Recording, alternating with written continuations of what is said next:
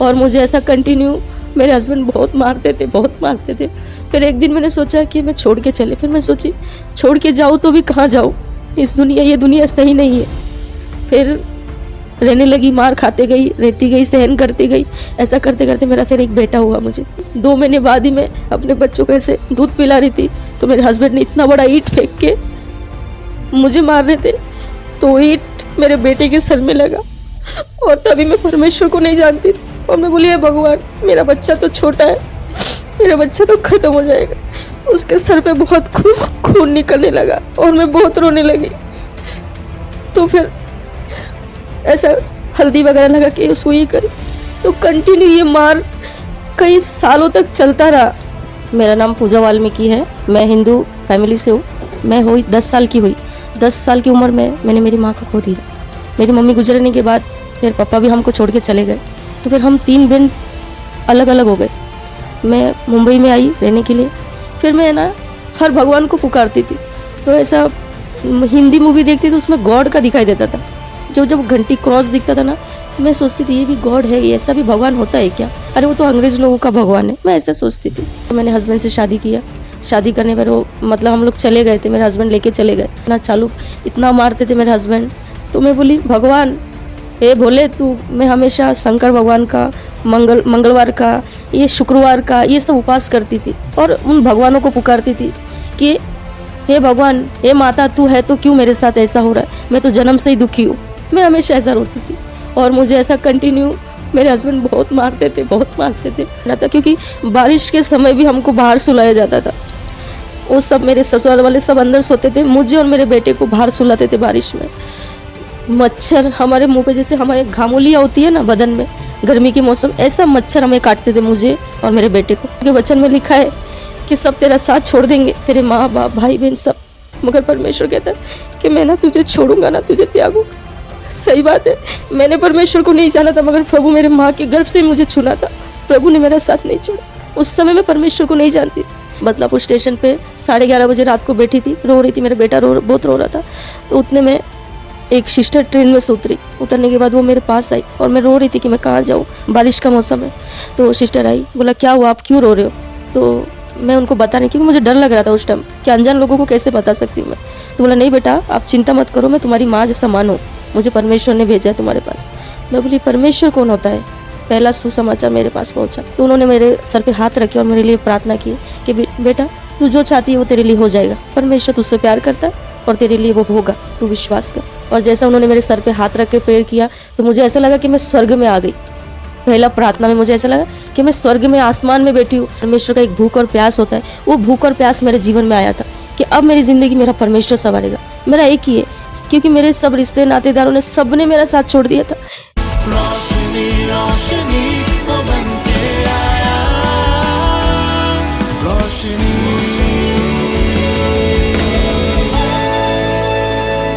पूजा वाल्मीकि है, मैं हिंदू फैमिली से हूँ। मेरे पापा राजस्थान के हैं, मेरी मम्मी बंगाली है। तो मेरी शुरुआत की मैं मसीह के पहले से जो मेरा जीवन है, मैं उनके बारे में आपको बताती हूँ कि जब मैं छोटी थी तो मेरा 6 महीने था, तभी मेरा पैर का एक्सीडेंट हुआ।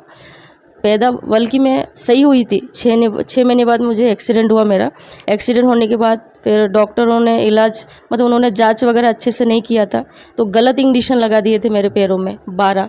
वो इंजेक्शन लगने के बाद मेरा हड्डी जो पूरा गल चुका था। गलने के बाद उन्होंने मतलब 1 महीना तक कंटिन्यू मुझे बेंटिस करके ऑक्सीजन पे रखा जाता था। ऐसा करते करते कई महीने बीत गया। बीतने के बाद फिर मेरे मम्मी, पूरे फैमिली में मैं ही एक पहली लड़की थी, तो मम्मी क्या किए, लेके गए दिल्ली। वहाँ से बंगाल से सीधा दिल्ली लेके गए। वहाँ लेके जाने के बाद चेकअप हुआ कि वहाँ तो बीच का हड्डी नहीं है, वो गल चुका है। तो बोला अभी उसका कोई इलाज नहीं हो सकता, आप जब 19 साल की हो जाएगी उसके बाद आप इलाज कर सकते हो। तो उसके बाद उन्होंने लेके आए। फिर मैं धीरे धीरे ऐसा तकलीफ़ में रहने लगी, चल नहीं पाती थी, फिर नहीं पाती थी। जैसे मैं 6-7 साल की हुई तो ऐसे हाथ के सहारे में चलती थी, थोड़ा थोड़ा, ज़्यादा देर तक नहीं चल पाती थी मैं। तो ऐसा करते करते मैं हुई 10 साल की हुई। 10 साल की उम्र में मैंने मेरी माँ को खो दिया। मेरी मम्मी, हम 3 बहन हैं, मैं सब में बड़ी हूँ, मेरे से और 2 बहन हैं छोटी। मेरी मम्मी गुजरने के बाद फिर पापा भी हमको छोड़ के चले गए। तो फिर हम 3 बहन अलग अलग हो गए। मैं मुंबई में आई रहने के लिए और मेरी बीच वाली बहन जो है वो बंगाल में, सबसे छोटी राजस्थान में है। ऐसा हम अलग अलग हो गए।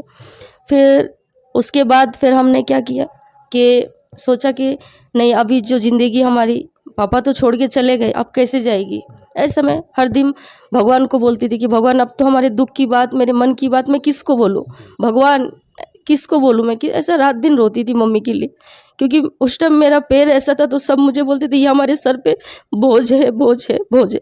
कोई मतलब संभल तो उतना है कि प्रभु का धन्यवाद है कि मेरे मामा मामी, मेरी मौसी लोग ने मुझे, मेरी बीच वाली बहन को पाला पोसा बड़ा किया, वो लोग ने पढ़ाए।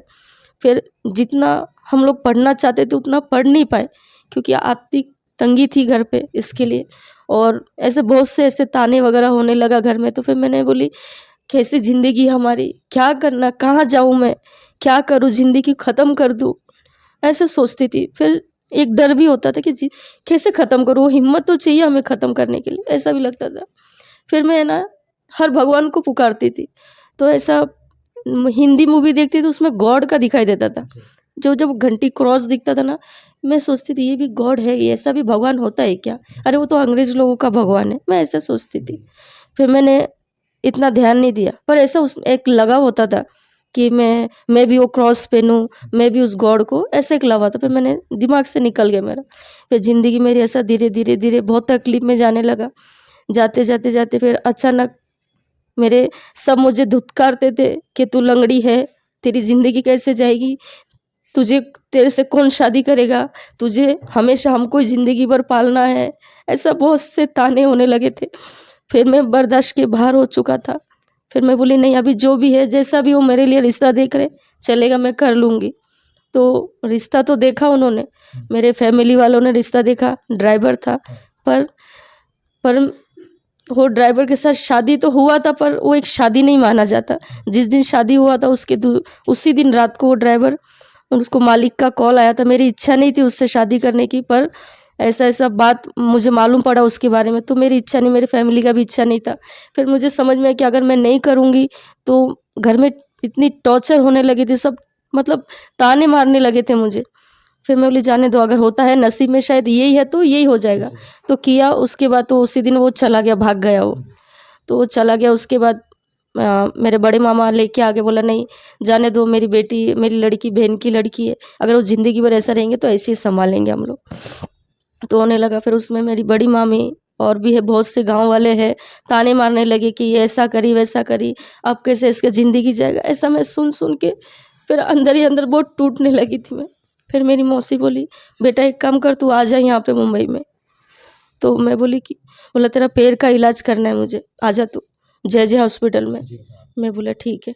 फिर मैं आई तो वहाँ लेके गए तो डॉक्टर ने बोला कि अभी तुम्हारा इलाज नहीं हो सकता है, तुम्हारे शरीर में खून कम है, तुमको 3 महीना रेस्ट करना पड़ेगा। तो मैं बोला ठीक है, कोई बात नहीं। तो ऐसा ही हमें मौसी बोले अभी गाँव मत जा, यहीं पे रह तू। तो फिर मैं यहाँ पे रहने लगी। रहते रहते मेरी मौसी गाँव चली गई। तो यहाँ पे रहते होते अचानक मैंने जो शादी हुआ, मेरे हस्बैंड से मेरी मुलाकात हुई। तो वो भी दिल्ली के हैं, वो मेरे हस्बैंड तो दिल्ली के हैं। तो उन्होंने मुझे देखा और उन्होंने देखा और बोला मुझे तुझसे शादी करना है। मैं बोली ऐसे कैसे कोई इंसान ऐसे अचानक बोल सकता आके, आजकल का दुनिया कैसा है क्या है, मेरी आगे भी 2 बहन है, मैं अपनी ज़िंदगी थोड़ी ऐसा कर सकती हूँ। तो बोले नहीं, मैं तुम पर विश्वास नहीं करती, मैंने ऐसा बोला। तो बोला नहीं, मैं शादी करूँगा तो तुझसे ही करूँगा। उन्होंने बोला ठीक है। फिर मेरी सास आई मुझे देखने के लिए। तो बोला बेटा जब मेरा बेटा जब आपको पसंद करता है, मेरे बेटे की पसंद नहीं मेरी पसंद है।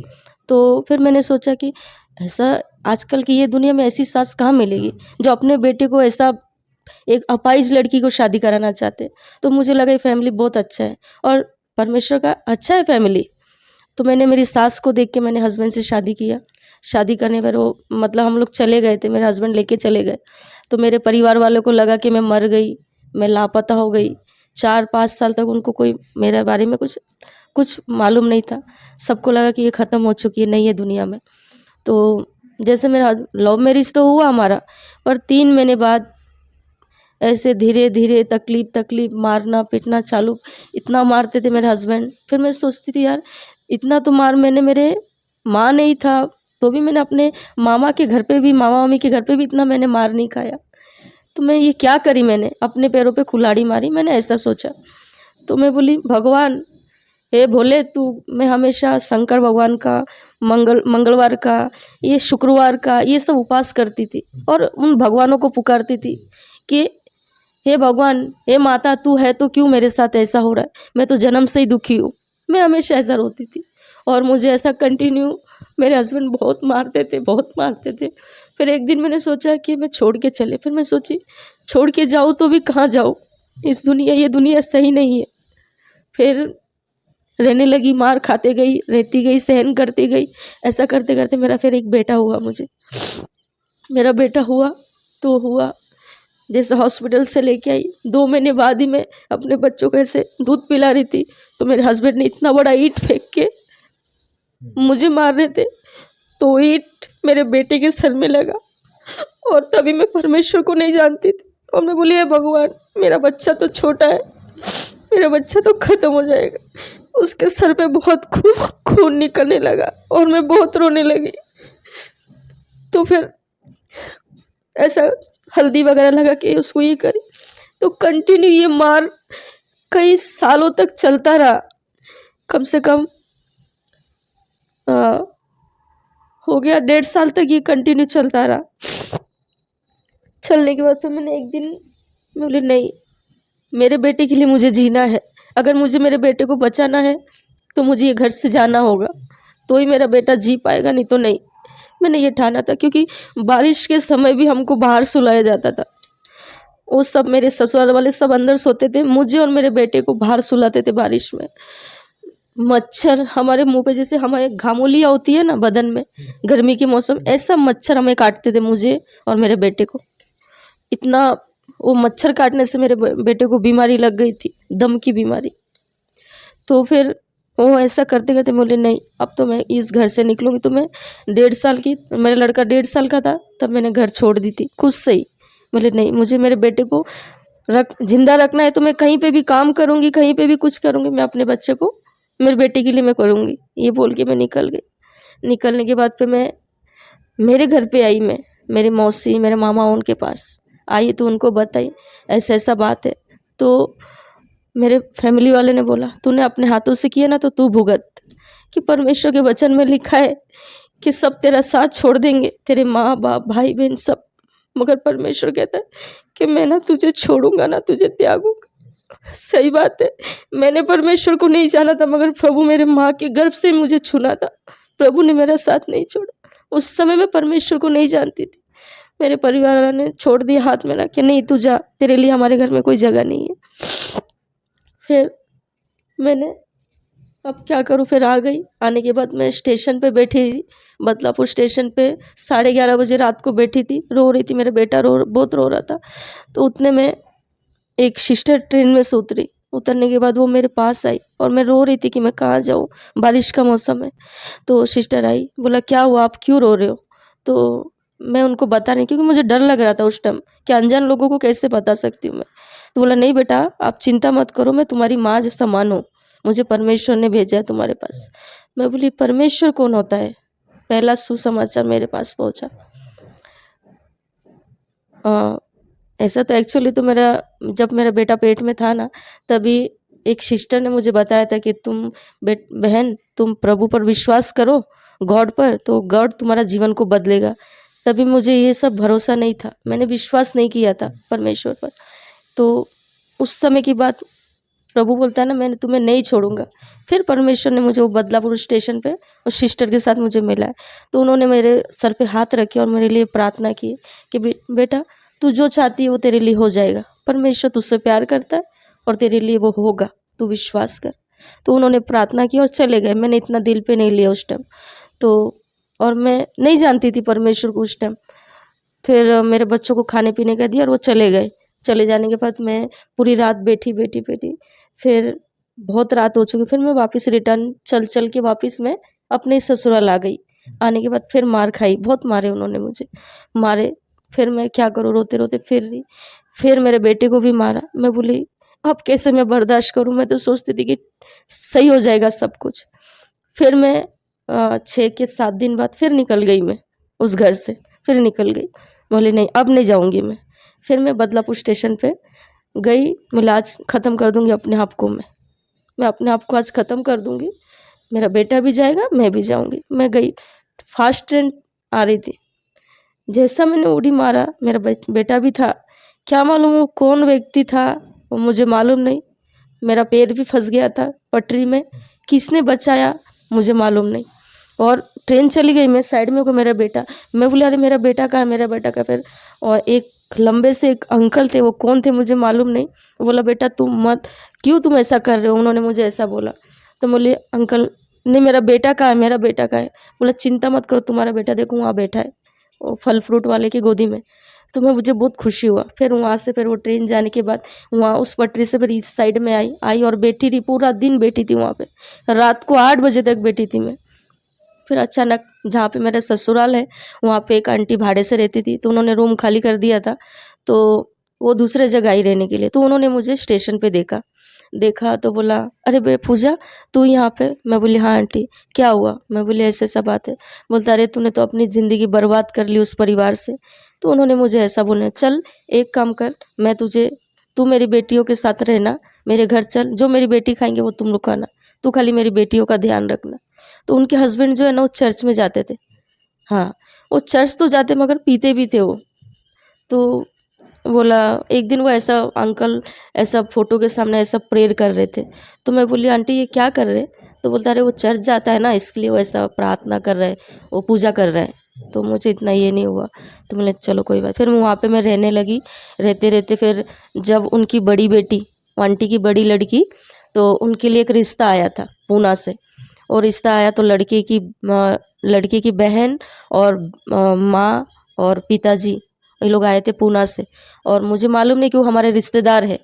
तो जैसा वो आंटी क्या बोली बेटा आज मेरे लड़की का मंगनी है, तुझे देखेंगे तो लोग बहुत सवाल करेंगे तू कौन है क्या है, तू एक काम कर बेटा कहीं चली जा।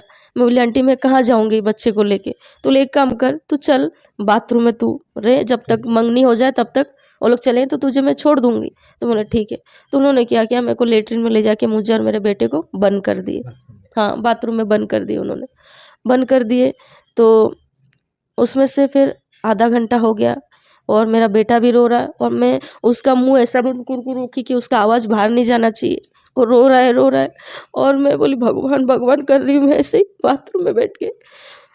और फिर अंदर ही अंदर बाथरूम में रोने लगी। फिर अचानक जो कितना टाइम तक अंदर? अंदर थी मैं कम से कम 1 घंटा तक।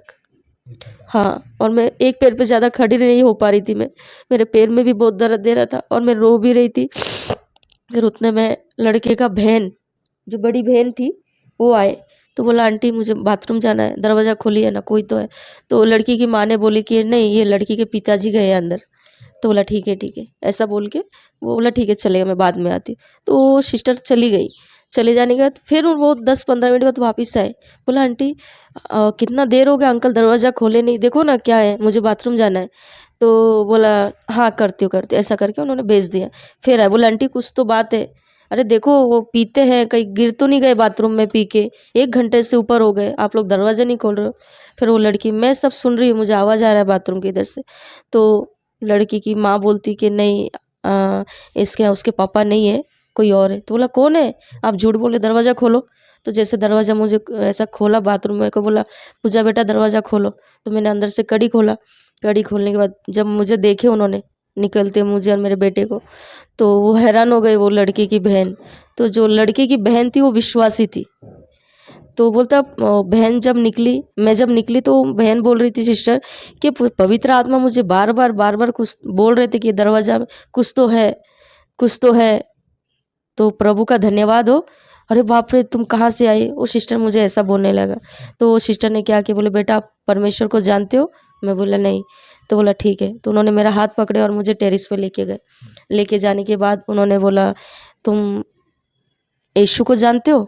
मैं बोली नाम तो सुना है वो अंग्रेज़ों का भगवान है पर मैं कभी नहीं गई हूँ ना मैं, और हम तो हिंदू, हम कैसे कर सकते, उनका भगवान कैसे हमारा भगवान हो सकता है। मैंने उनको ये बोला तो बोला नहीं, परमेश्वर ने कहा कि उन्होंने जगत से प्यार किया है, उन्हें जात धर्म, परमेश्वर मनुष्यों के लिए आया है। उन्होंने ऐसा बोला मुझे, परमेश्वर आपसे भी प्यार करता है बेटा, तुम्हारी माँ के गर्भ से ही तुम्हें परमेश्वर चुना है, तुम प्रभु पर विश्वास करो। उन्होंने मुझे ऐसा बोला, तुम्हारा ज़िंदगी परमेश्वर संवारेगा। तो बोला तुम्हारा सास का नाम क्या है, तुम्हारे हस्बैंड का नाम क्या है। तो मैंने पूरा फैमिली का नाम बताया। तो उन्होंने बोला अरे वो तो मेरी बहन है तुम्हारी सास। उन्होंने ऐसा बोला, आशा नाम है। मैं बोली हाँ। भारती, मैं बोली हाँ मेरी ननद है। रवि जीतू, मैं बोली हाँ रवि मेरे हस्बैंड के नाम है, जीतू मेरा देवर। अरे वो तो मेरी बहन के बच्चे हैं। अरे बाप रे, तुम कैसे, तुम्हारे, पर कोई बात नहीं, तुम सही जगह, प्रभु ने मुझे सही जगह पे लाया। तुम विश्वास करो, परमेश्वर तुम्हारी ज़िंदगी को बदलेगा, तुम जैसा चाहते हो प्रभु ऐसा करेगा। तो उन्होंने मुझे टेरेस पे लेके गए, बहुत देर तक मुझे परमेश्वर का वचन उन्होंने बताया। और जैसा उन्होंने मेरे सर पे हाथ रख के प्रेयर किया तो मुझे ऐसा लगा कि मैं स्वर्ग में आ गई। पहला प्रार्थना में मुझे ऐसा लगा कि मैं स्वर्ग में, आसमान में बैठी हूँ, बहुत सितारा है, स्वर्गदूत मुझे ऐसा दिखाई दिया। और मैं बहुत रोई और मेरे मन में इतना विश्वास आया कि हाँ अब मेरी ज़िंदगी मेरा परमेश्वर संवारेगा। अब मैं ना ये पति को छोड़ूंगी, मैं, मेरा सब कुछ ठीक होगा। मैंने ऐसा एक ठान लिया अभी। तो उन्होंने मुझे बोला था कि बेटा अब तुम पुणे आना पड़ेगा तुमको संडे को चर्च में। तो मैं बोली मौसी, मौसी लगेगी, हमारी सास की बहन है। तो बोली मौसी मैं कैसे आऊँ इतना दूर। बोले बेटा परमेश्वर से प्रार्थना कर, प्रभु सब कुछ संभव करेगा। उन्होंने बोली प्रार्थना कैसे करते। तो उन्होंने बोला जैसे तुम मेरे से बात कर रहे हो वैसा तुम बात करो। तो मैं बोला ठीक है चलेगा। तो फिर मैं ऐसा शनिवार आने का रास्ता देखती थी मैं, तो ऐसा 5 दिन बीच में गैप था। तो 5 दिन मैंने जैसा वो मौसी बोल के गई थी मुझे कि तुम ऐसे ऐसे प्रार्थना करना, ऐसे बात करना, तो मैं ऐसा बात करती थी। और मेरे एक जीवन में एक प्यास, बोलते ना परमेश्वर का एक भूख और प्यास होता है, वो भूख और प्यास मेरे जीवन में आया था कि अब मेरी ज़िंदगी मेरा परमेश्वर संवारेगा। मेरा एक ही है, क्योंकि मेरे सब रिश्ते नातेदारों ने, सब ने मेरा साथ छोड़ दिया था।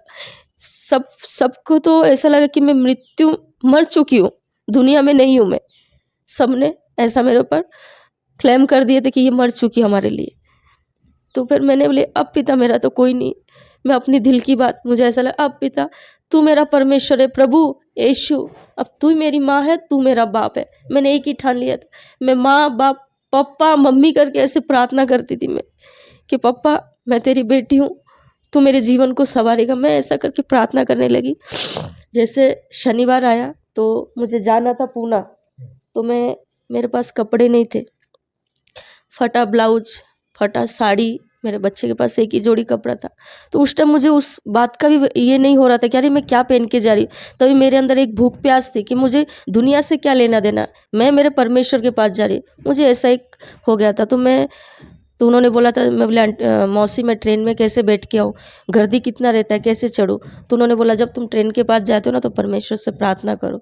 तो मैं जैसे लोकल ट्रेन में बैठने के लिए आई तो बोली प्रभु यीशु मुझे तो प्रार्थना करने नहीं आती, प्रभु लोकल ट्रेन आ रही, मेरे हाथ में गोद में एक बच्चा है, प्रभु ट्रेन मुझे खाली मिले, मेरे पास पैसा भी नहीं है। इतना ही मैंने बोली। इतने में एक लोकल ट्रेन करजत का आया, पूरा डब्बा सामने खाली, और मैं बैठी। और मैं उस टाइम बोले यीशु सच में तू है, मैंने ऐसा बोला। फिर मैं धन्यवाद दी। उन्होंने बोला था धन्यवाद दिया को हर समय धन्यवाद देते रहना तुम। तो मैंने धन्यवाद दिया। फिर मैं बोली प्रभु, वो ट्रेन में बैठ के बोली प्रभु अब मैं करजत जा रही हूँ, जो पैसेंजर जो गाड़ी होती है तो पूना के लिए, तो मेरे उसमें बैठने के लिए मेरे पास टिकट चाहिए, और मेरे पास उस टाइम हैंडीकैप सर्टिफिकेट वगैरह नहीं था, तो मेरे पास टिकट के लिए पैसा नहीं है। प्रभु मुझे क्या मालूम सीट मिलेगा कि नहीं मिलेगा, मगर पिता पप्पा आप मेरी मदद करना। मैंने ऐसा प्रार्थना किया। और जैसे करजत में उतरी तो ऐसे ही सामने मुझे पैसेंजर गाड़ी खड़ा हुआ मिला, और सामने सीट गेट वाला मुझे मिला, और मैं प्रभु का धन्यवाद दी। वहाँ बैठने के बाद बोली चलो प्रभु धन्यवाद, मुझे सीट मिल गया। और बैठी बैठी फिर अचानक मेरा बेटा बहुत रोने लगा। मेरे हाथ में 1 रुपया नहीं है। मेरा बेटा बहुत रोने लगा, रोते रोते मम्मी भूख लगी। अब मैं बोली प्रभु यीशु जीसस अब मैं मेरे बच्चे को कहाँ से खिलाऊँ। मैं उसको ये बोलने लगी, मैं मन में ही प्रार्थना करने लगी। अचानक एक आदमी, मैं नहीं जानती वो को, तो परमेश्वर था, एकदम लंबे चौड़े थे और वाइट कलर का शर्ट पहने थे और इतने लंबे लंबे बाल थे उनके। और वो आए और बोला बेटा बच्चा क्यों रो रहा है? मैं बोली कुछ नहीं अंकल ऐसे ही। तो बोला नहीं शायद बच्चे को भूख लगी होगी, दो मुझे गोदी में दो। तो मैं डर रही थी, अरे मैं अपने बच्चों को कैसे दे सकती दूसरे के हाथ में, कहीं लेके गए तो, मैं ये डर रही थी। बोले नहीं अंकल बेटा मैं तुम्हारे पापा जैसा हूँ, तुम्हारा बेटा रो रहा है ना, चुप नहीं हो रहा, दो मुझे। तो मैंने अंकल के गोदी में दिया। तो अंकल ने क्या किया, बिस्किट, केक, बिस्लरी पानी का बाटली, फिर बहुत सारे ऐसे खाने का इतना बड़ा थैली हाथ में मुझे दिए, बोले बेटा ये बच्चे को खिलाओ और चुप हो जाएगा, उसको भूख लगी है। इतना बोल के वो हाथ में मेरे बेटे को गोदी में दिया, हाथ में वो थैली दे के, और दे के ऐसा मैं अंकल को ऐसा देखने लगे, उतने में वो चले गए कहाँ, नहीं। फिर मैं गायब ही हो गए वो। फिर मैं खड़की स्टेशन पूना जाने तक वो अंकल को इधर वहाँ देखती रही, पर वो मुझे नहीं दिखे। वहाँ पे उतरने के बाद मैं सोची स्टेशन पे उतरे होंगे, तो स्टेशन पे भी देखी तो नहीं उतरे। तो बोले प्रभु यीशु कौन हो सकता है ऐसा? कोई बात नहीं मेरे पिता, धन्यवाद मेरे बच्चे को सुरक्षित, उसकी भूख प्यास को मिटाया प्रभु। तो मैं ये बोल के फिर वहाँ उतरी। तो फिर मुझे एक टेंशन था, मेरे पिता अब मुझे यहाँ से रिक्शा भाड़ा जाने के लिए मेरे पास रिक्शा भाड़ा नहीं है, अब मैं कैसे जाऊँ, मैं चल के जा नहीं सकती इतना दूर। अब मैं रिक्शा स्टैंड के पास जाके खड़ी थी और यीशु यीशु यीशु करके ऐसा बोलती जा रही थी मैं। अचानक सब रिक्शा गया, लास्ट में एक रिक्शा रुका था, वो रिक्शे में प्रेज लॉर्ड लिखा था और गॉड का था वो क्रॉस। वो रिक्शा आके रुकी। तो बोला सिस्टर बहन आपको कहाँ जाना है? मैं बोली हाँ मुझे धापोड़ी जाना है। तो बोला बैठो बैठो। फिर मैं बोली भाई मेरे पास भाड़ा नहीं है, आप जहाँ पे मुझे छोड़ोगे ना वहाँ पे आपको 5 मिनट रुकना पड़ेगा, मैं आपको वहाँ से भाड़ा लेके दे सकती हूँ। तो बोला बैठो बैठो आप, उसका बाद में आप बैठो, पहले बच्चा आपका गोदी में, आप चलने की तकलीफ और आप बैठो बैठो। तो मैं वहाँ बैठी। तो बोले बहन, उन्होंने मुझे, रिक्शा वाले ने मुझे बोला, वो भाई ने, कि आप जो रास्ते पे, आपने जो रास्ता चुना है वो सही रास्ता है आपके लिए। और मैं बोली आपको कैसे मालूम भाई, आपको कैसे मालूम? मैंने बोला मुझे गॉड बताया, मैं गॉड का बेटा हूँ। उन्होंने मुझे ऐसा बोला, जो रास्ते पे आप चल रहे हो उस पर अटूट विश्वास करो, वही आपकी ज़िंदगी को बदलेगा। उन्होंने मुझे ऐसा बोला। फिर मुझे और विश्वास, अरे मेरी मन की बात उन्होंने कैसे जाना, मैं रिक्शे में ये सोचने लगी। फिर उन्होंने मुझे वचन के ज़रिए मुझसे बातें की उन्होंने, और मैं जहाँ जाना था मुझे वहाँ छोड़े। और मैं बोली भाई आप यहाँ रुकिए, मैं पैसा लेके आती हूँ। मैं वहाँ पैसा लेने गई, आके देखी जब तक वो चले गए।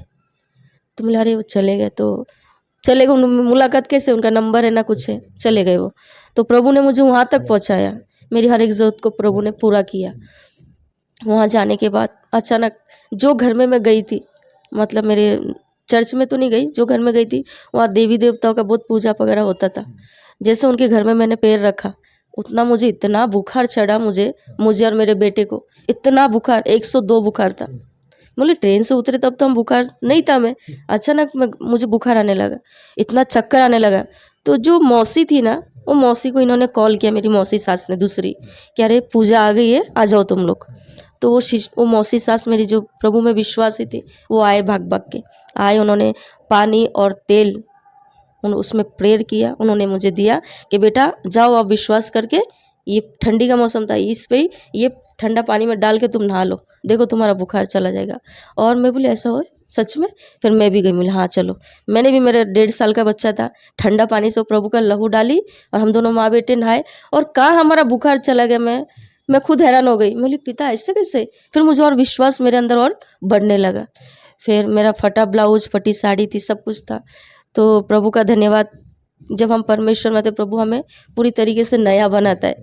तो मैं वहाँ पूना जाने के बाद फिर उन्होंने मुझे एक साड़ी से लेके सब कुछ मुझे नया, उन्होंने मुझे, मेरे बेटे को सब कुछ खरीद के दिया। और फिर सवेरे मुझे चर्च लेके गए, और वो चर्च कर्नाटक के थे शायद, वो तेलुगु ऐसा कुछ भाषा में थे, मैं समझने पर मैं गई।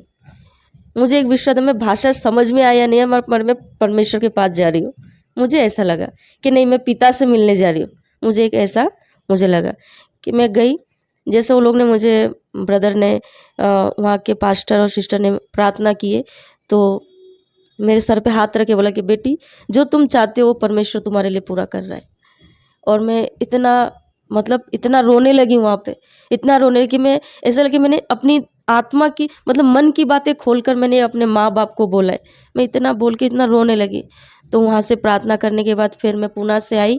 आने के बाद फिर मैं जो आंटी के घर में रहने लगी थी वहाँ पे आई। तो उन्होंने मुझे जैसा जैसा बोला वैसा वैसा मैं प्रार्थना करती गई। फिर ऐसा होकर 10 दिन हो गया था पुणे से आने के बाद। मैं बोली पिता अब मैं मेरे हस्बैंड के पास जा रही हूँ, वो मुझे रखेंगे।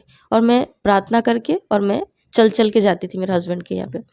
तो वो मुझे मारते थे, पीटते थे, भगा देते थे जा तू। जब वो घर से निकालते थे ना तब मैं बोलती थी धन्यवाद यीशु, पर वो रखेगा ज़रूर, मेरा विश्वास है। मैं ऐसा बोल के बाहर कदम रखती थी और मैं आ जाती थी। फिर वापस 10-15 दिन बाद वापस प्रार्थना करके वापस जाती थी मैं। मतलब ऐसा दूसरी बार की। फिर उन्होंने मारा मुझे, बहुत मारा पीटा, ये पूरे आँखें वगैरह सब काला काला कर दिए थे मार के, इतना मारे थे, पूरा जख्म जख्म कर दिए।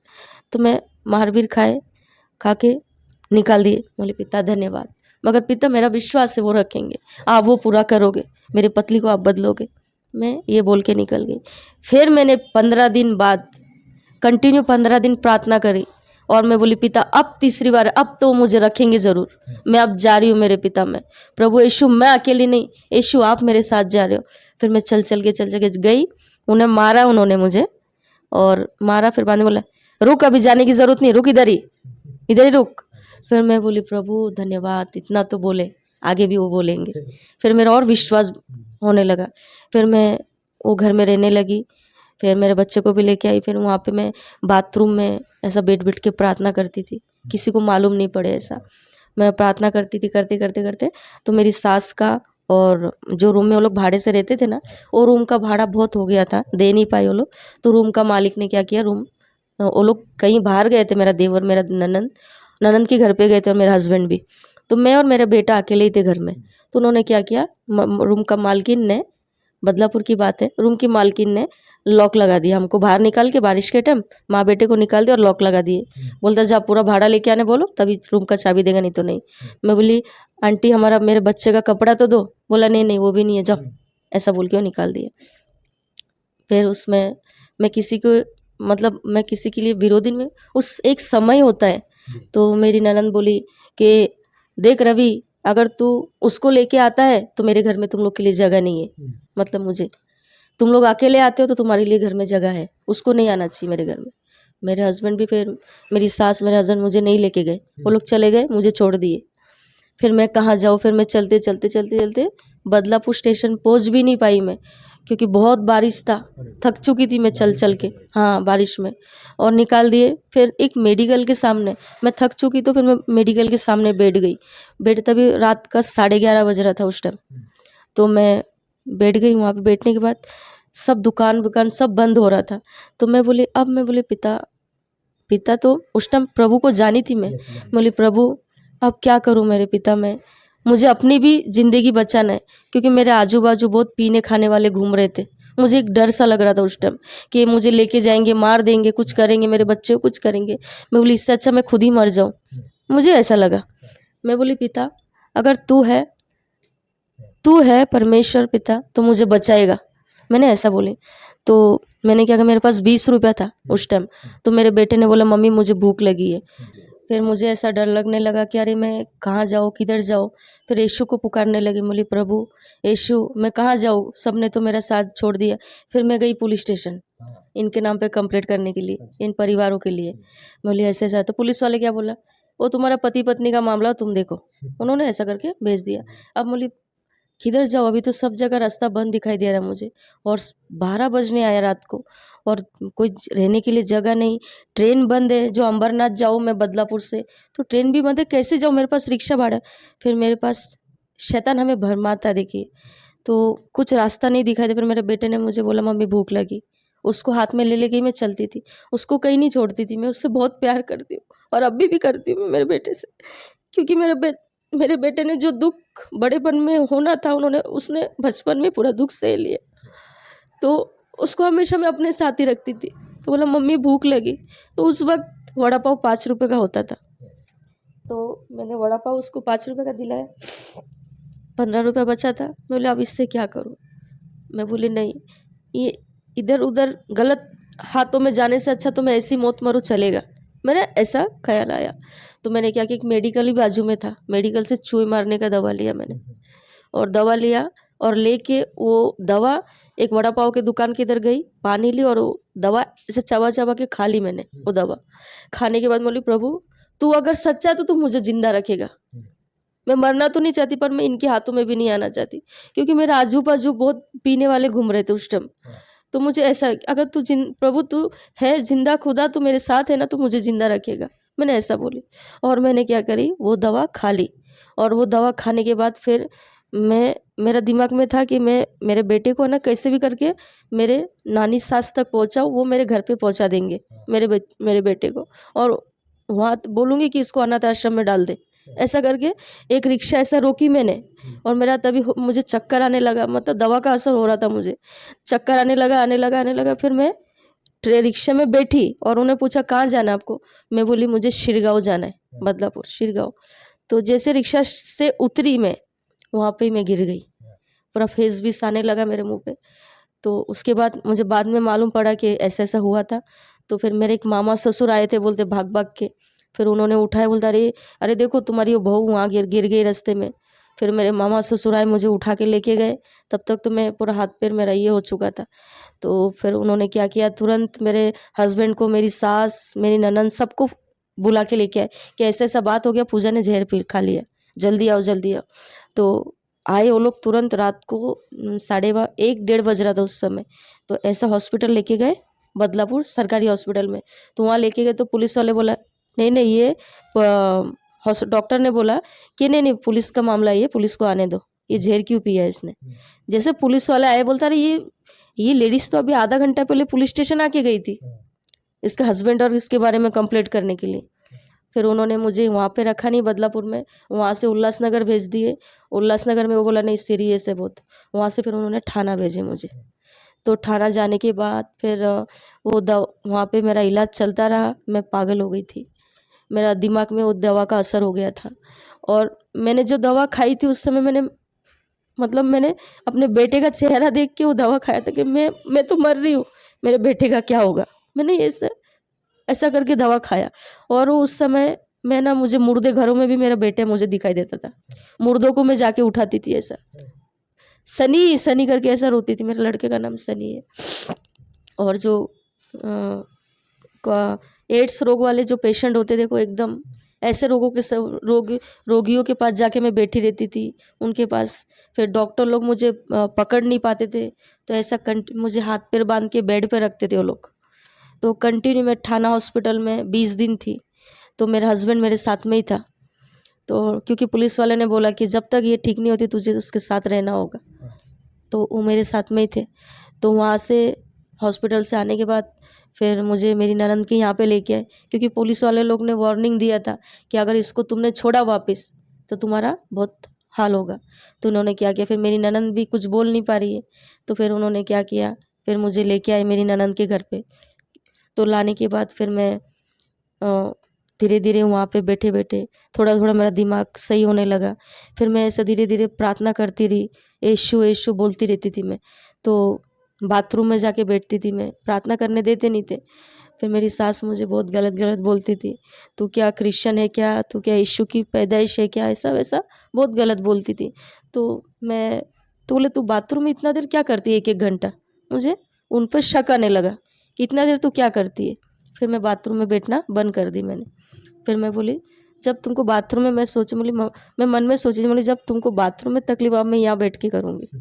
तो वो लोग सोने के बाद मैं बैठ के प्रार्थना करती थी रात को 1-1, 2-2, 3-3 बजे उठ के बैठती। तो उन्होंने एक दिन मुझे देख लिया कि मैं प्रार्थना कर रही हूँ, क्या कर रही है ऐसा करके बैठ के। वो डर गए, वो क्या कर रही है तू। मैं बोली कुछ नहीं, प्रार्थना कर रही हूँ। कौन सा प्रार्थना। मैं बोली यीशु। कौन था यीशु, कौन, हम हिंदू है क्या यीशु यीशु कर रही है। उन्होंने बोला तो बोली मम्मी मैं मेरा परमेश्वर को मानती, आप कुछ भी बोलो मगर मेरे प्रभु के लिए मत बोलो। मैंने ऐसा बोला। तो उन्होंने सुबह मेरे हस्बैंड को बोले, मेरे हस्बैंड ने बहुत मारा मुझे। फिर मेरी ननंद बोलती मेरे घर में ये सब नहीं चलेगा, तेरा यीशु यीशु नहीं चलेगा। उन्होंने ऐसा बोला। तो मैं बहुत रोई। फिर बाथरूम में जाके रोती थी, कहीं पे भी हर काम करते करते रोती थी कि प्रभु आपके भी यहाँ पे लोग बेइज्जती कर रहे परमेश्वर। ऐसा मैं रोती थी। रोते रोते एक दिन मेरे हस्बैंड ने ऐसा मारा मुझे कि मेरा नाक ही फट गया था।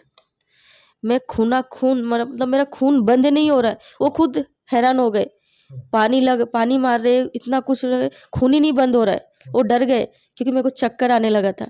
फिर मैं खुद डर गई, मैं अपना खून देख के, पूरा खून खून हो गया था। फिर मेरे जिस चक्कर बोले, प्रभु मुझे ताकत दे पिता, मेरा खून बंद हो जाए। ऐसा बोलते ही तुरंत मेरा खून बंद हो गया और मैं पिता का धन्यवाद दी। फिर उन्होंने 2 दिन तो मुझे कुछ बोले नहीं। फिर वो लोग मेरे बेटे को लेके मजाक करते थे मेरे सामने। मेरी ननंद का लड़का था, 1 साल बड़ा है मेरे बेटे से, वो थोड़ा तगड़ा था। मेरा लड़का ऐसा दुबला पतला था। हाँ, ये अलग अलग उसको नाम से पुकारते थे मेरे बेटे को। तो मुझे बहुत दिल में लगती थी ये बातें कि मैं बोलती थी, प्रभु यही बेटा एक दिन इनका काम आएगा। मैं ऐसा बोलती थी, प्रभु तू मेरे बेटों को ऐसा बनाना, मैं ऐसा बोलती थी हमेशा। फिर मेरे ननंद का हस्बैंड ने क्या किया, उसको खिल्ले में टंगा दिए मेरे बेटे को, और वो खिल्ले में से ऊपर से धप करके नीचे गिरा और गिर के वो बेहोश हो गया। कितने साल का था? वो 2 साल का था ब्रदर। गिर के बेहोश हो गया। मैं तो एकदम ऐसा, मैं जोर से चिल्ला के उसको गोदी में ली। वो लोग तो वो भी डर गए पर कुछ नहीं करे। मैं बोली, प्रभु मेरा बेटा, परमेश्वर मेरे बेटे को ठीक कर। ऐसे हाथ रख के मैंने मेरे बेटे पर इतना ही बोली, तुरंत मेरे बेटे को होश आया और मैं प्रभु का धन्यवाद दी। फिर मैंने बोली, प्रभु तू मेरे जीवन का साथी है, प्रभु मेरे बेटे का और मेरी जिंदगी प्रभु तेरे हाथ में। मैंने ये बोल के कंटिन्यू में उनके परमेश्वर में विश्वास, मैंने परमेश्वर इतना दुख आया तक मैंने प्रभु को नहीं छोड़ा। मुझे विश्वास था कि मेरा परमेश्वर मेरे हस्बैंड को बदलेगा, आज नहीं तो कल बदलेंगे। मैं उनकी हर एक तकलीफ को सहती गई। फिर परमेश्वर से मांगती थी मैं, प्रभु मुझे ताकत दे, मुझे हिम्मत दे कि हर एक बातों को मैं सह सकूं। ऐसा मैं मांगती थी। मैंने कभी ये प्रार्थना नहीं किया, पर मैं ऐसे मेरे मुंह से ही निकलता था। वो कोई मुझे सिखाया नहीं, कुछ नहीं, पर मैं ऐसे बोलती थी, प्रभु मुझे वो ताकत दे, मैं सहूँ सब, ये जितने अत्याचार हो मैं सहूँ इनसे। मैं ऐसा हमेशा मांगती थी। मांगते मांगते फिर एक दिन ऐसा हुआ, मेरे हस्बैंड का बहुत सर दर्द होने लगा। फिर मैं प्रार्थना करी थी। मैं बाथरूम में प्रार्थना करना बंद कर दी जब उन्होंने बोला था। मतलब अब तो मैं यहाँ बैठ के प्रार्थना करूँगी। तो वो सब सो गए थे, मैं बैठ के प्रार्थना करी थी। तो मेरे हस्बैंड का दवा खाने के बाद भी उनको ना सर दर्द नहीं ठीक हो रहा था। तो बोलते, ए पूजा इधर आ। मैं बोली, हाँ बोलो। मैं डरती थी उनसे, बोले हाँ बोलो। तो बोले, बहुत तू प्रभु प्रभु करती है ना, यीशु यीशु, बता मेरा सर बहुत दुख रहा है, बता प्रार्थना कर तो देखती मेरा सर दर्द ठीक होता है क्या, पहली टाइम। और मैं बोले कोई बात नहीं प्रभु पिता, मैं प्रार्थना नहीं, पर परमेश्वर आज उन्होंने पहली बार बोला, परमेश्वर आप काम करो परमेश्वर। फिर उनके सर पे मैंने हाथ रखा, बोले यीशु के नाम से सारा सर दर्द निकल जाए, इतना ही बोली और हटी। अरे पूजा मेरा सर दर्द ठीक हो गया, सही में तेरा परमेश्वर सुनता है रे तेरी। और मुझे बहुत खुशी हुआ, उस टाइम आनंद हुआ कि परमेश्वर मेरी सुनता है। फिर मेरी सास को बोलने लगा, हाँ मेरी सास बोली, हाँ तू बहुत औरत की तारीफ कर रहा है। तो बोला नहीं मम्मी, मेरा सर दर्द कितना, अभी देख इसने प्रार्थना करी तो मेरा सर दर्द ठीक हो गया। उन्होंने ये पहली टाइम उनके जीवन का उन्होंने चमत्कार देखा। तो मैं बोली पिता धन्यवाद। फिर मुझे एक दिन बहुत मारे। तो बोले तू चाहती क्या है, मुझे बोली मैं चाहती हूँ कि अलग जाना चाहती हूँ, हम अलग जाना चाहते। तो बोलते ये तो हो ही नहीं सकता है, मैं मेरे माँ बहन को, मेरे बहन के बेटे को छोड़ के, मेरे भाइयों परिवार को छोड़ के मैं जाऊँगा ही नहीं, तेरे को छोड़ दूंगा मगर उसको नहीं छोड़ूंगा। उन्होंने मुझे ऐसा बोला, पर मैं बोली नहीं, मेरे मन में, पर परमेश्वर करेगा, मुझे विश्वास था। वो मुझे बोल रहे पर मैं मन में बोल रही, प्रभु तुमको करेगा, मेरा मन में ये चला। मैं मन में बोली मैंने ये बात, और कंटिन्यू ऐसा करते करते वहाँ से हम लोग ने मेरी ननद के यहाँ से रूम खाली किए, दूसरे जगह रूम लिए, वहाँ पे आए। 5-6 महीने बाद फिर धीरे धीरे मैं चर्च वगैरह में तो नहीं जाती थी, घर में बैठ के ही प्रार्थना करती थी, बाथरूम में कहीं पे भी। बाइबल पढ़ने के लिए मैं बहुत तरसती थी। तो मैं परमेश्वर से हर दिन ऐसा रोज कि ये पवित्र शास्त्र में क्या लिखा है, क्योंकि मैं बंगाली में पढ़ी हूँ, मुझे हिंदी नहीं आता था। तो मैं बहुत तड़पती थी कि इसमें क्या लिखा है, प्रभु को कैसे जानूँ मैं, मुझे पढ़ना है। और मैं ना ये एक मेरे पास मराठी बाइबल था, नहीं हिंदी बाइबल था छोटा, वो बाइबल मुझे उन्होंने पूना से मिला था। तो बाइबल में ऐसा रखती थी और यीशु का फोटो था सामने, और ऐसा प्रार्थना करती थी, परमेश्वर पिता मुझे इस पवित्र शास्त्र में क्या लिखा है मुझे पढ़ना है, मुझे जानना है, मुझे हिंदी पढ़ना आ जाए प्रभु, मुझे लिखना नहीं आए चलेगा मगर मुझे पढ़ना आना चाहिए। मैं ऐसा कंटिन्यू प्रार्थना करते करते एक दिन ऐसे सुबह के टाइम ऐसा बाइबल खोली और ख करके ऐसे उत्पत्ति चालू करी, मुझे हिंदी पढ़ने आने लगा और मैं इतना खुश हुई। और उत्पत्ति पहला अध्याय पूरा पढ़ी मैंने अटक अटक के, पर फिर धीरे धीरे मुझे हिंदी पढ़ने आने लगा और मैं परमेश्वर का धन्यवाद है आज मैं बाइबल हिंदी में पढ़ती हूँ। बंगाली छूट गया मगर अभी मैं हिंदी से पढ़ती हूँ। तो ये होने के बाद फिर मैं अलग हुए, हम लोग मतलब मेरी नंद की यहाँ से हम लोग अलग होके, मेरी सास मेरा देवर हम लोग अलग रूम लिए। लेने के बाद वहाँ पे भी बहुत तकलीफ होने लगी थी। फिर मेरी बड़ी बेटी जब मेरा दूसरा महीना चल रहा था तो मेरी ननद ने सोचा कि गिरा देंगे बच्चा, नहीं चाहिए, क्योंकि इसका एक और बच्चा आने से मेरे बेटे का प्यार कम हो जाएगा। उन्होंने ऐसा बोला, ए माँ नहीं चाहिए उसको बच्चा, ऐसा वो बोल रहे तो मैंने सुन ली। पर मैंने हाथ में पेट पे हाथ रखे और मैं बोली पिता मुझे बेटी चाहिए, मैं नहीं जानती मगर तू मुझे देगा, बेटा नहीं मुझे बेटी चाहिए और ये तेरी ओर से हो परमेश्वर, ये इसको कुछ भी हानि ना हो पिता। वो लोग मुझे दवा देते थे बच्चा गिराने का, दवा खाने के लिए गोली, और मैं ये गोली लेती थी, 6 गोली लाए थे उन्होंने दिया था, ऐसे यीशु का नाम लेती थी और वो मेरी ननद सामने खड़ी रहती थी, खा मेरे सामने खा, तो मैं बोलती थी मैं मन में बोलती यीशु के नाम से, ऐसा करके खा लेती थी और वो 6 गोली खाई मैंने, कुछ नहीं हुआ। परमेश्वर का अनुग्रह, आज मेरी बेटी, वही बेटी आज 15 साल की है और प्रभु ने उसको सुरक्षित रखा। और फिर ऐसा करते करते धीरे धीरे फिर जब वो 5 महीने की हुई तभी उसको दुष्ट आत्मा का हवा लगा था। तो इस सेकंड बार है, तो मेरे हस्बैंड मुझे बोलने लगे ये पूजा तो उसका तो इतना दवा करा है तो भी ठीक नहीं हो रहा है, एक काम कर, तू तेरा प्रभु प्रभु बोलती है ना, तू चल ना तेरे प्रभु के पास लेके चलते, उसको ठीक करेगा। तो बोले ठीक है चलो। तो मैं जब मैं विश्वास में आई थी नए नए, जब मैं पूना से आई प्रार्थना करा के, तो मैंने जब वहाँ की गवाही सुनी थी तो मैंने मेरी मामी को भी बताई थी, क्योंकि मेरी मामी का रीढ़ का हड्डी जा चुका था, डॉक्टर ने जवाब दे दिया था। तो मामी को बताई थी मैंने, बोली मामी आप ऐसा ऐसा विश्वास करो परमेश्वर में, प्रभु आपके जीवन को बदलेगा और प्रभु आपको चंगा करेगा।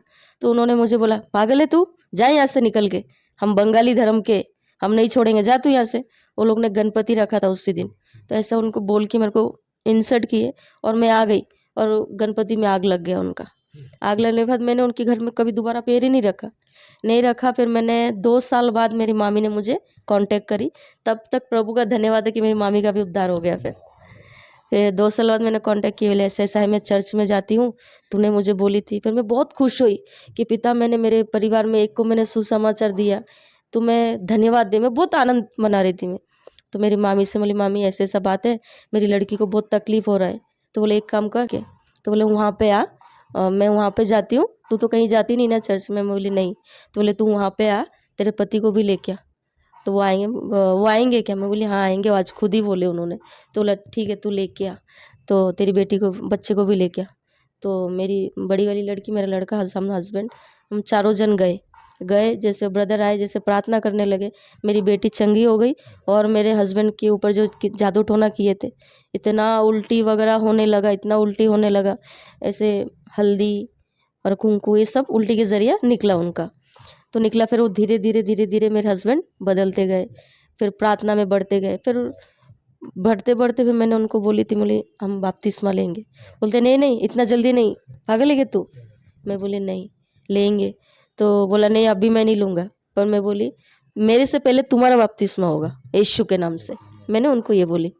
तो बोल के मैंने छोड़ दिया ये बातें। बोलने के बाद फिर जैसे बपतिस्मा के लिए हम वो प्रार्थना में बढ़ते गए चर्च में, फिर मुझे बपतिस्मा लेना था।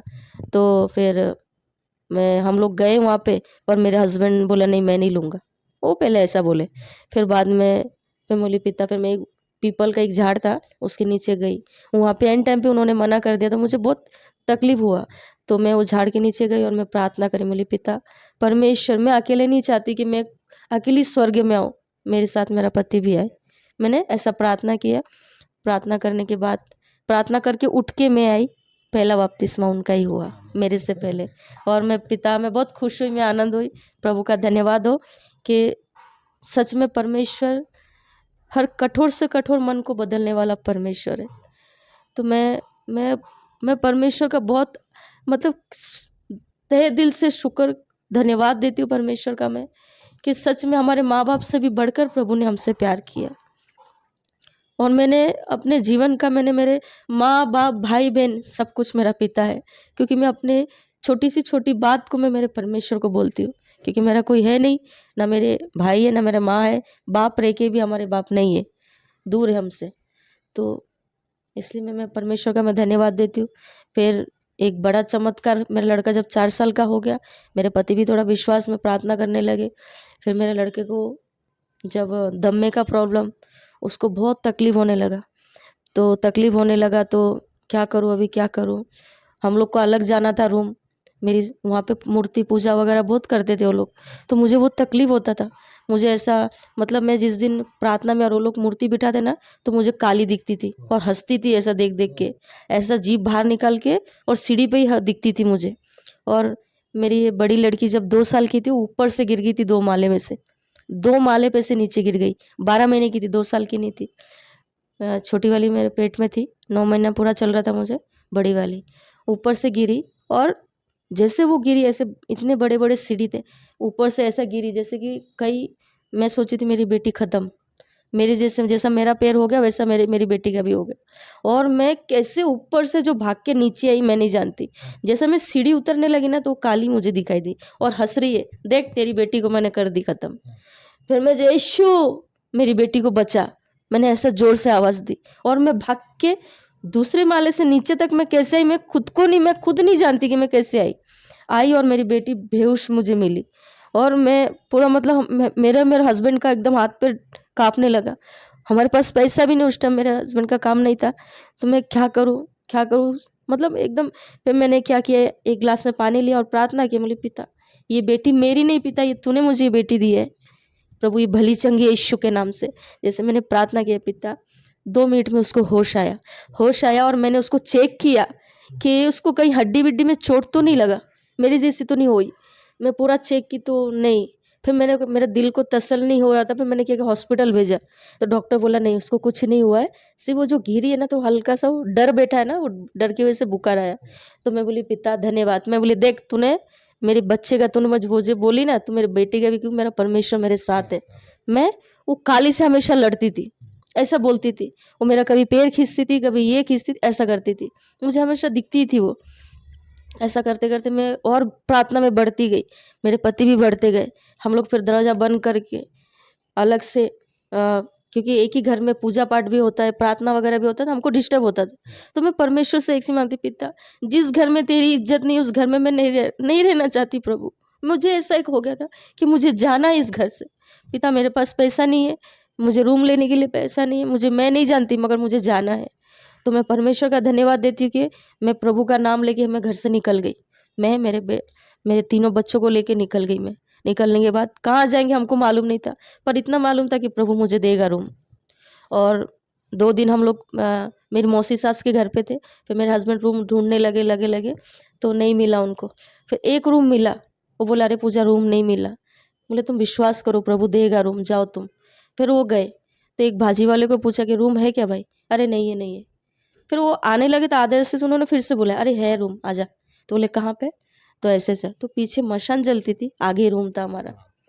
ऐसा फिर वो आए, रूम देख के आए मुझे और बोले पूजा रूम तो मिला है, मगर मशान भूमि के बाजू में है, उन्होंने बोला। तो मैं बोली कोई बात नहीं, परमेश्वर है ना साथ में हमारे, चलो कोई बात नहीं। तो ऐसे ही में हमारे पास एक ही साड़ी था, कपड़े थे, मेरे बच्चों का 2-3 जोड़ी कपड़े, यही निकले थे हम लोग, और कुछ नहीं था हमारे पास। तो वो रूम मुझे मिला, और 1500 रुपये 1000 रुपये भाड़ा था, और 3000 डिपॉजिट। और प्रभु ने वो पैसा, परमेश्वर ने मुझे दिया, और मैंने वो पैसा दे दिया उनको। और वहाँ पे मैं 3 महीना, जब मैं प्रार्थना करने बैठती थी तो मुझे ऐसा लगता था मेरे आगे पीछे कोई घूम रहा है, काला साया। और मैं ऐसा कर करके प्रार्थना में मजबूत करती रहती थी। वो जो डराते थे बहुत शैतान, पर मैं बैठी रहती थी। तो ऐसा करते करते 2 महीना वहाँ पे निकाली मैंने। वहाँ पे अचानक मेरा बेटे को, बड़ा वाला लड़का है, वो खेलते खेलते एक रूम के अंदर चला गया, तो उसको किसी ने मारा। अभी दुष्ट आत्मा मारते हैं। मारने के बाद फिर उसको इतना बुखार आया, तो आया तबते हुए उसका दम का सांस लेने तकलीफ होने लगा था उसको। तो अब मैं क्या करूँ, फिर लेके गई हॉस्पिटल, छाया में लेके गई सरकारी में। तो बोला तुम कैसे माँ बाप हो, अब एक ही बेटा है तुम्हारा, तुम ऐसे कैसे लापरवाही करते हो, तुम अपने बच्चों का ख्याल नहीं रख सकते, इतना दिन क्या करे थे, तुम सोए थे क्या, ऐसा वैसा बहुत कुछ बोलने लगे। तो बोला यहाँ पे नहीं होगा इसका, उसको लेके जाओ तुम वाडिया में। अभी मैं बोली परमेश्वर अब उन्होंने तो मुझे बोल दिया, बोला हाँ ठीक है लेके जाऊँगी। ऐसा बोल के मैं हॉस्पिटल से घर पे लेके आ गई। मैं बोली पिता मेरे पास तो पैसा नहीं है, अब मैं कैसे लेके जाऊँ? पिता तेरा बेटा ही है, प्रभु तूने मुझे दिया, तेरी इच्छा है तो तू ले जा। फिर मेरे पति मुझे बोलने लगे गुस्से में, बहुत तू प्रभु प्रभु करती है, आज बेटे को अगर कुछ हुआ ना तो देख फिर। मैं बोली कोई बात नहीं, पिता ने मुझे ये बेटा दिया है, पिता की इच्छा हो तो पिता ले जाएगा। मैंने उनको ये जवाब दे के फिर मैं रात को जैसे मैं प्रार्थना करने बैठी और मैं बोली मेरे पिता परमेश्वर, आज जितनों ने ये बात बोला है उनके सामने परमेश्वर तू मेरे बेटे को खड़ा कर।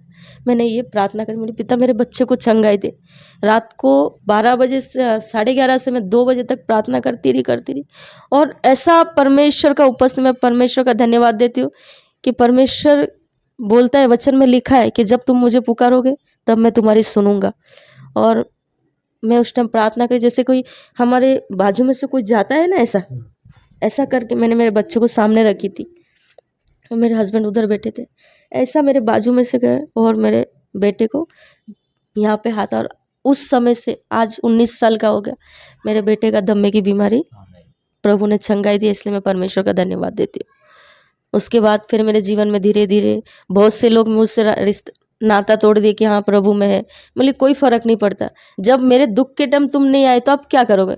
दुख के टाइम मेरा परमेश्वर मेरे साथ था, उस परमेश्वर को मैं तुम्हारे लिए नहीं छोड़ सकती। मैंने डायरेक्ट ऐसा अपने फैमिली वाले को बोला।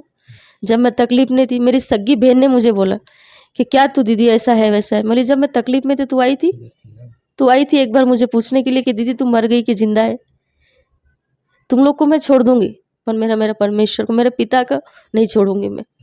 मेरे बहुत से लोगों ने मेरे से नाता तोड़ दिए थे, मुझसे कोई वास्ता नहीं था उनका, पर फिर भी मैं परमेश्वर में बनी रही और मैं परमेश्वर का धन्यवाद देती हूँ कि परमेश्वर ने मुझे अपने प्यार में बनाए रखा प्रभु ने।